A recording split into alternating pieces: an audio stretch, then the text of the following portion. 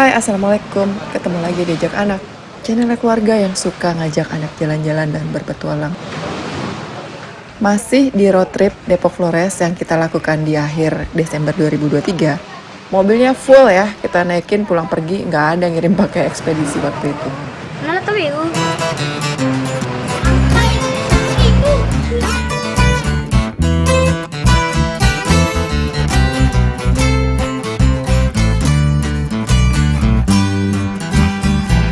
Kamis 21 Desember 2023, udah 6 hari sejak kita memulai perjalanan ini. Semalam kita menginap di Labuan Bajo, kota pelabuhan yang menjadi gerbang penjelajahan ke Pulau Komodo.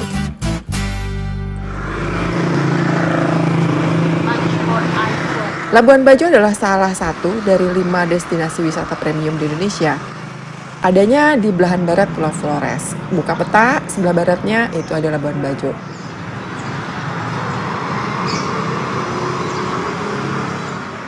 Nah, si kota Labuan Bajo ini sekaligus ibu kota Kabupaten Manggarai Barat, Nusa Tenggara Timur. Sebagai kota pelabuhan ya, pusat aktivitas turis di sini kebanyakan berada ya di sekitar pelabuhan. Ada hotel, rumah makan, biro perjalanan, shopping, lengkap semuanya ada di kawasan pelabuhan.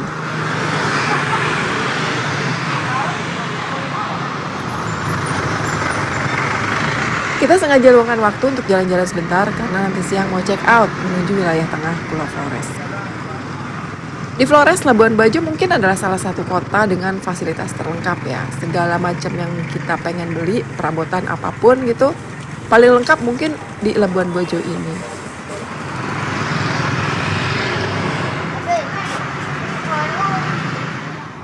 Di sini kita sempat beli LED strip untuk kebutuhan penerangan. Kalau nanti malam kita jadi camping ya, LED strip yang kita pakai kita bawa dari dari Depok, rusak soalnya. Pagi ini kita jalan-jalan sekalian cari sarapan.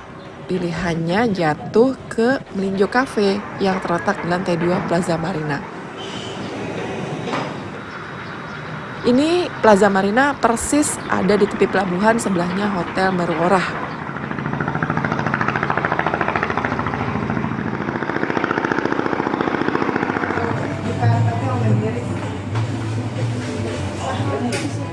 Satu slice rustik ya. Jadi meskipun namanya Melinjo, cafe ini menunya ala Prancis. Waiternya bahkan menyapa kita dengan bahasa Prancis, meskipun udah kelihatan banget ini lokalan ya. Karena mungkin itu SOP-nya ya, prosedurnya. Jadi breakfast kanan.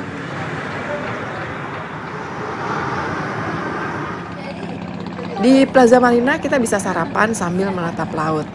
Jangan minta bubur ayam atau lontong sayur, nggak ada. Itu mah di Depok aja, nanti kita pesen sambil makan ketoprak sekalian. Sebagai kawasan internasional, jadi di Labuan Bajo ini Cafe Melinjo ini salah satu yang terkenal loh. Yang enak di sini adalah pastry, roti, sama kopinya.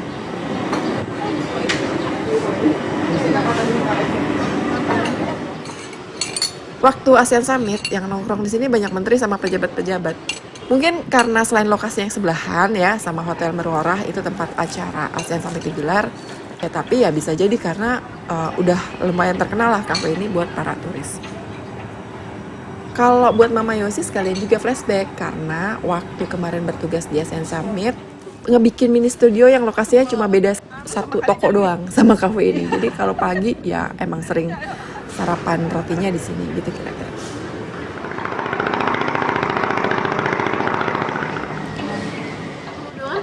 Terus ya udah kita pesen kopi, pastry sama roti. Terus tambahannya ada minuman sehat, jus dan smoothies. Oh, kopi biasa makanya gitu aja. Cafe ini space-nya emang kecil ya indoornya ya. Nah kalau ruangannya kita bisa makan di selasar kayak gini. Cuma orang kesini selain menunya juga mungkin menikmati pemandangannya ya. Pagi-pagi kayak gini coba lihat tuh ya. Lautnya bagus, banyak kapal-kapal pinisi gitu.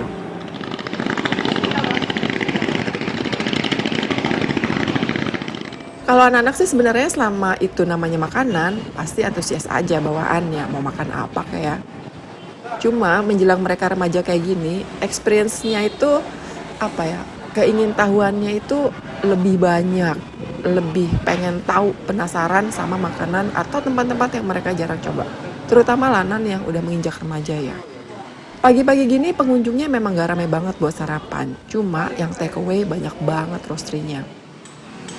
Nah, kelar sarapan, balik kita ke hotel buat mandi dan beberes. Check out jam 11:30, langsung deh ngegas ke Bajawa.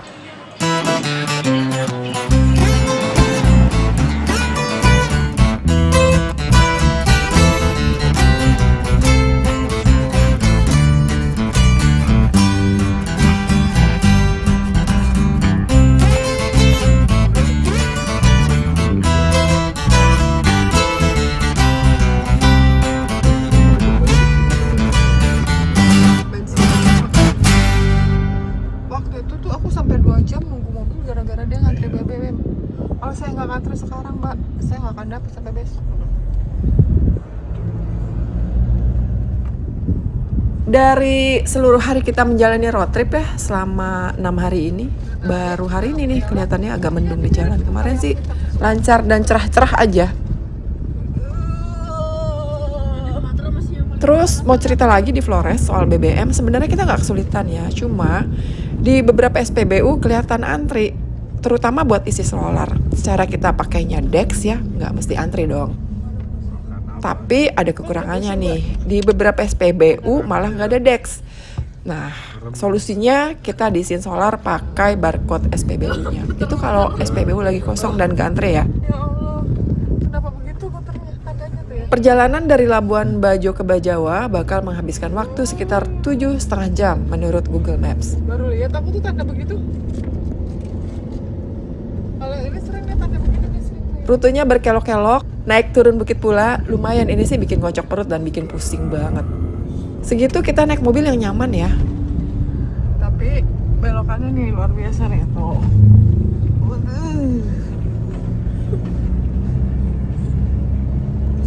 Kok ada ikut ngedendek? Nah, buat mengalihkan dari mabuk perjalanan, paling kita lihat hal-hal unik kayak banyak nih kita ketemu mobil yang nggak pakai plat nomor kan di perjalanan. Kirain cuma satu nih yang di depan kita doang, tapi ternyata setelah ini ada beberapa mobil yang emang nggak pakai plat. Nggak tahu ya, emang udah biasa kali.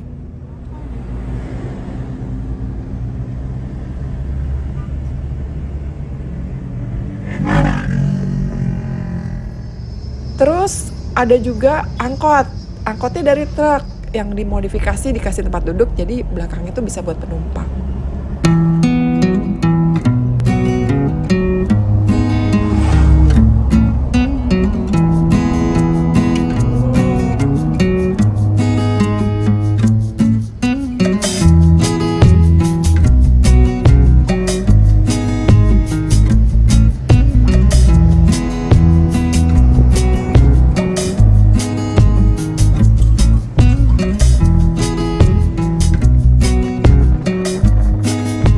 Setelah melewati jalan berbukit dan padat sama pepohonan, nah di sekitar Lember nih, baru kita ketemu dataran yang luas banget dan dijadiin area persawahan. Ini rata banget kelihatan daratannya ya.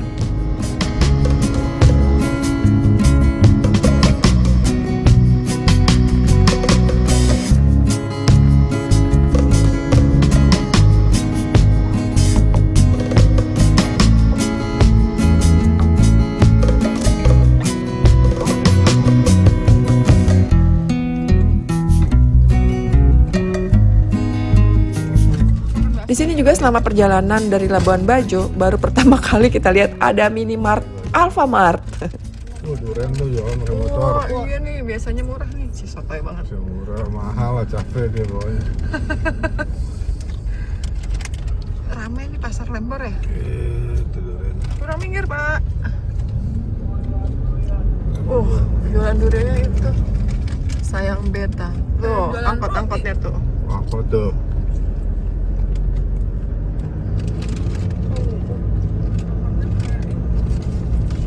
Kayak mobil Wah enak heng.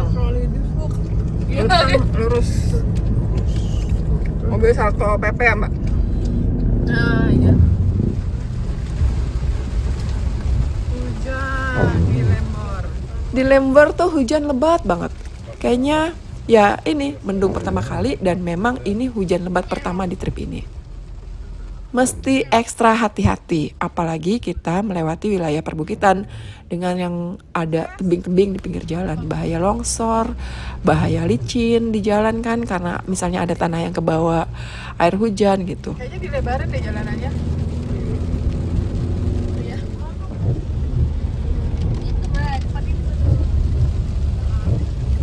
Wow, ini aku kalau gini ngeri ada keren. Wah keren banget tuh batunya. Kalau ada air terjun lebih keren lagi. Horor banget Kayak tuh. gitu. Air terjun.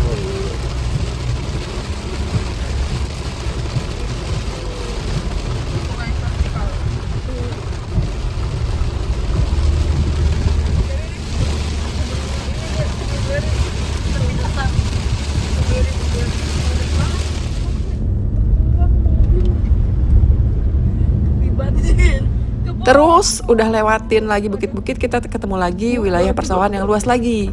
Nah kalau ini nama daerahnya Cancar. Kalau dari atas katanya tuh bakal kelihatan kayak jaring laba-laba persawahannya. Cuma karena hujan dan mendung kayak gini, jadi kita nggak bisa mampir dong. Dan nggak bisa naikin drone. Makanya kita lewatin aja dulu, semoga nanti baliknya bakal terang. Kan kita baliknya lewat sini lagi tuh, dan kita bisa naikin drone dari sini, insya Allah.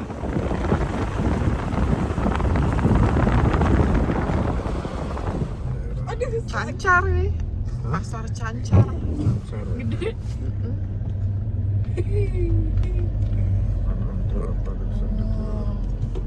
Wow. Ruteng.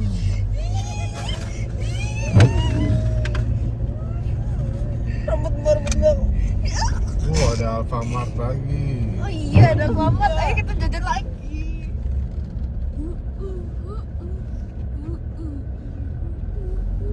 Menuju cerah. Oh. Keren banget. Sembalun. Menuju cahaya. Selamat lagi. Dari sini, kita udah disambut oleh pemandangan pegunungan. Jalan. Capek dia. Ntar nangis dia disuruh jalan. Dan tahu kan, kalau udah kelihatan gunung, mesti siap-siap lewatin jalan panjang berliku lagi. Waduh.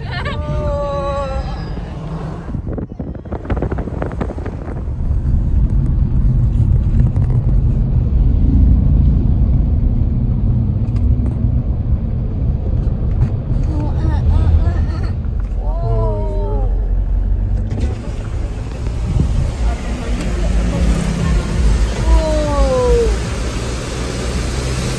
Keren banget.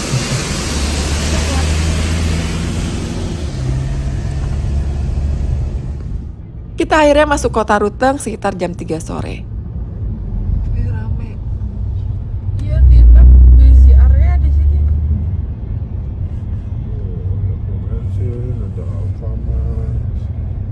Ada gunungnya bagus banget di depan. Antri solar, antri mobil, antri BBM. BBM, bro.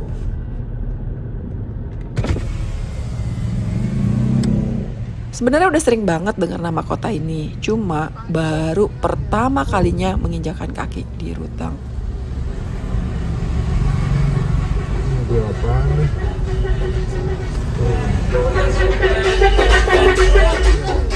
Set itu mobil. Macet ya. Kalau Ruteng adalah ibu kotanya Kabupaten Manggarai, Nusa Tenggara Timur. Sangosai. Bakar. Kota kecil ini, kecil emang kotanya, kita keliling-keliling sebentar aja udah kelar. Oh rame banget. Gorengan. Kota kecil ini dikelilingi sama pegunungan. Terus Oh, mau Natal apa ya? Jadi rame banget ya. ini kota Ruteng deh.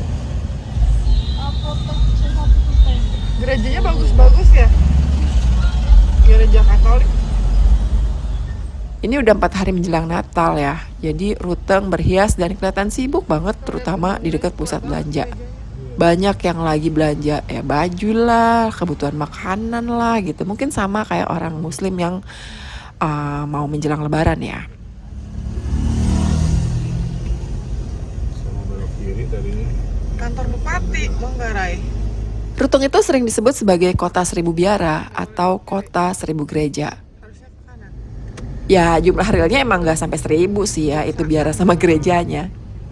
Cuma saking banyaknya itu gereja dan biara Katolik, jadi makanya disebut kota 1000 biara atau 1000 gereja.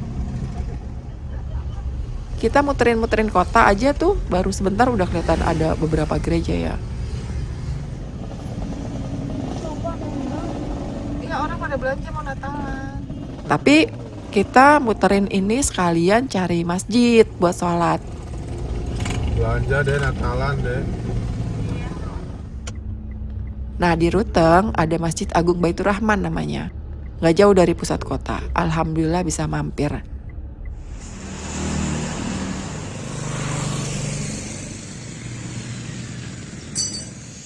Masjid ini ya meskipun banyak gereja dan mayoritas masyarakatnya beragama Katolik, 90% lebih di sini agamanya Katolik, tapi azan tetap bisa berkumandang lewat pengeras suara.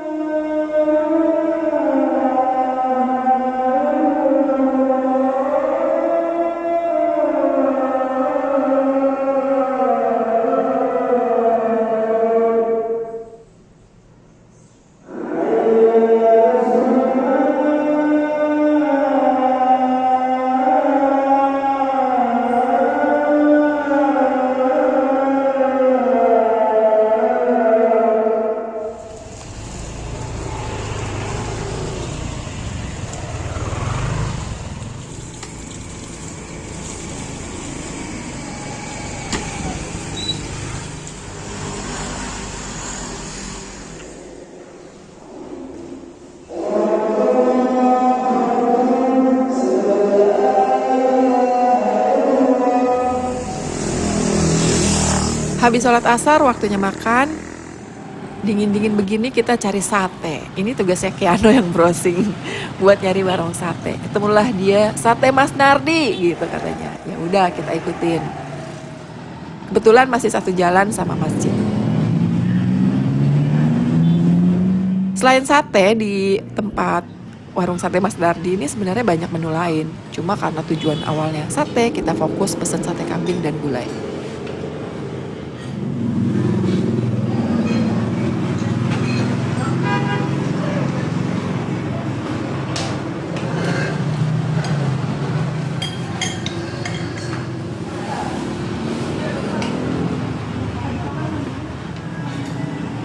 Kelar makan, kita lanjut perjalanan dan baru tahu ya, di sini meskipun kotanya kecil ada universitas yang cukup megah bangunannya.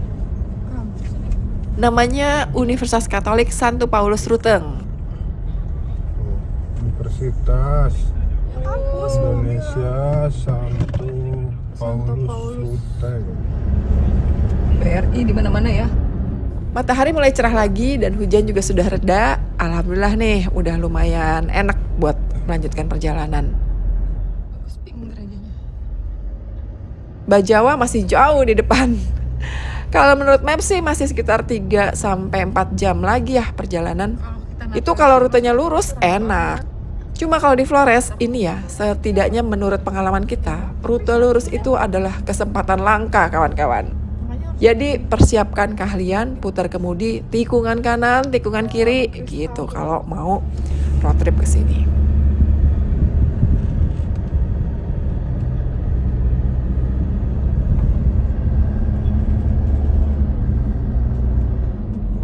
Kabutnya.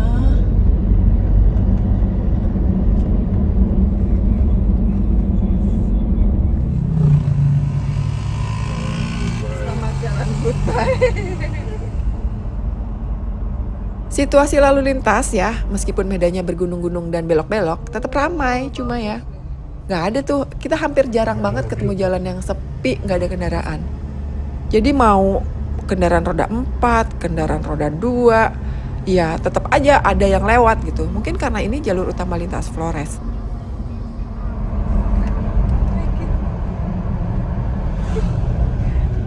Oh, asap.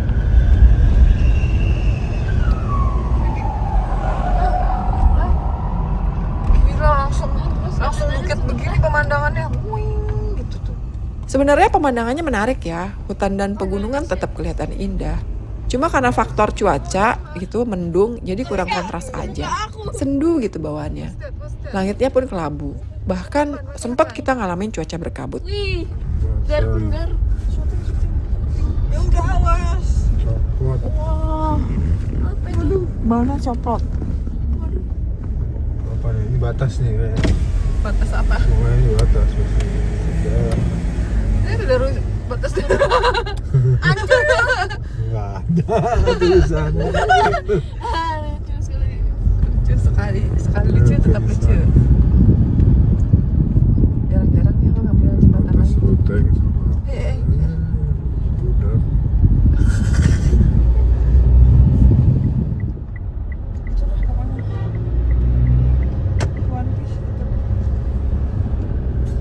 View. Udah belum, sini bentar tuh. Tuh gunung tuh, lihat tuh.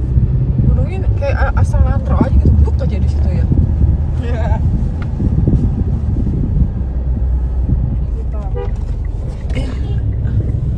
Raja jalanan ini anjingnya.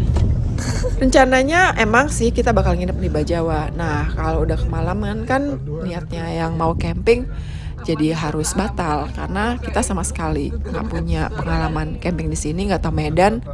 Ya paling aman kalau udah malam kita cari penginapan. Tapi ini bagus loh. Ya kan, rapi lagi jalanannya enak.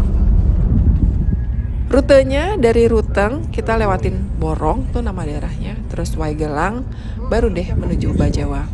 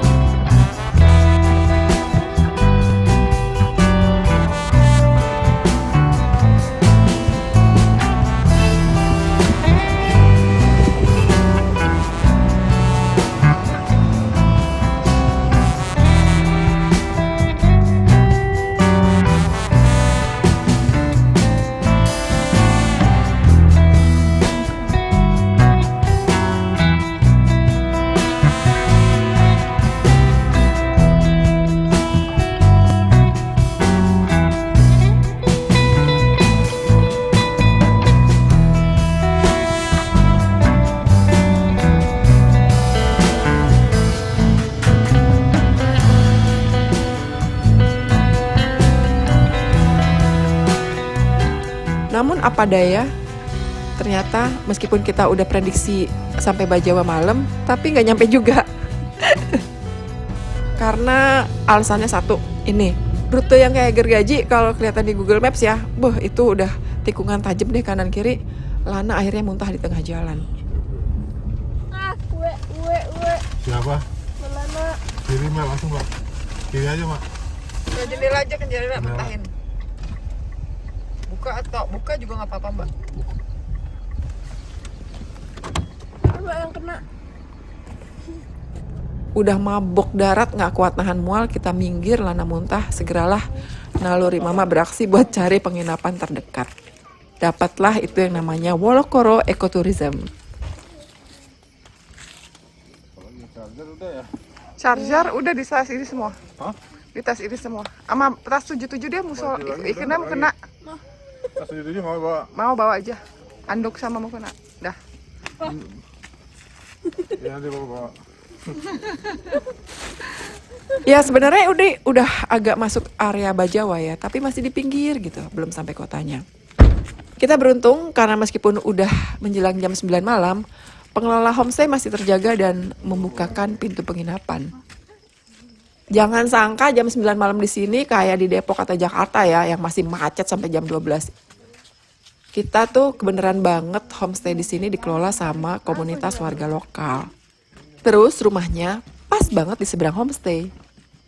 Jadi pas mobil kita parkir kan berisik tuh ya, namanya suasana lagi sunyi, tiba-tiba ada suara mesin diesel lewat. Ya udah pada buka jendela gitu ngintip dari gorden, terus keluar deh cuk. Mungkin ya itu saking sepinya jalan kampung ini sehingga kalau ada mobil lewat langsung ketahuan. Mereka punya 2 bangunan rumah panggung dan ada 1 rumah panggung yang bisa kita tempati. Jadi setiap rumah panggung terdiri dari 2 kamar. Besok pagi sarapan jam berapa? Biasa jam 7. Jam 8, 9. Kakak siap sarapan jam berapa? Jam 8? Terserah dari udah. ini mau jam 8, jam 9. Boleh. Ya. Boleh. Kasih banyak ya. Ya. Dah, Alexa. Iya, sampai besok. Ini yang kocak banget ya. Ini pengelola sampai lupa kalau di bangunan yang mau kita tempati masih ada tamunya. Tamunya itu adalah bule cewek asal Eropa yang lagi solo traveling. Ya mungkin saking antengnya itu tamu ya sampai lupa kalau dia masih stay di sini. Emang lucu deh pas kita datang dia tuh lagi gelap-gelapan di rumah tapi duduknya di pas pintu dia buka sambil kayak motongin kuku. Udah berasa rumah sendiri. Emang rumah panggung di sini cocok buat menyepi. Kabur sejenak dari hiruk-pikuk keramaian kota. Di rumah panggung ini ada ruang bersama, ada dapurnya, ada ruang tamu, hal lengkap sama kursinya. Dan ada teras yang udah dipakai sebagian lapaknya buat jemur sama cewek bule yang udah duluan tinggal di sini. Punya dia nih jemurannya. Perlengkapannya basic banget. Ini rumah kayu, ada listriknya, ada kulkas, ada dispenser. Udah gitu aja. Nggak ada AC, nggak ada TV. Cuma wifi mereka sediain.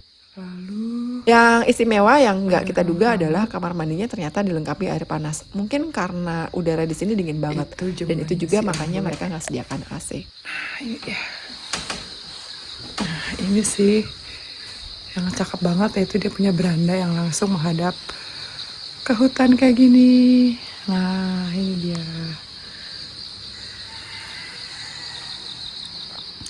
Dari seluruh tamu yang pernah nginep di penginapan ini, rata-rata bule semua. Yang orang Indonesia cuma baru ada 2 pengunjung, salah satunya keluarga kita. Kamar yang kita tempatin malam ini, semalam datang jam 9, cari tempat nginep. Karena udah capek di jalan dan jalannya belok-belok. Tempat tidurnya cuma ada 2. Sekamar, jadi kita ambil 1 kamar rame-rame. Ini buat anak-anak, ini buat papa sama mama. Kamar yang kita tempati kecil aja, cuma ada 2 tempat tidur di sini. Kita sesaki dengan tidur berempat dalam 1 kamar, berdua-berdua. Nah itu buat, karena semalam ada tokek gede banget di situ muncul, makanya diganjal pakai hanger biar nggak keluar-keluar lagi tokeknya. Untung semalam nggak berisik itu tokek. Homestay sederhana, ada di kampung, tapi ntar tunggu ceritanya, pemandangan pagi, dan yang gak bakal kita lupa tuh, kehangatan warga sini luar biasa.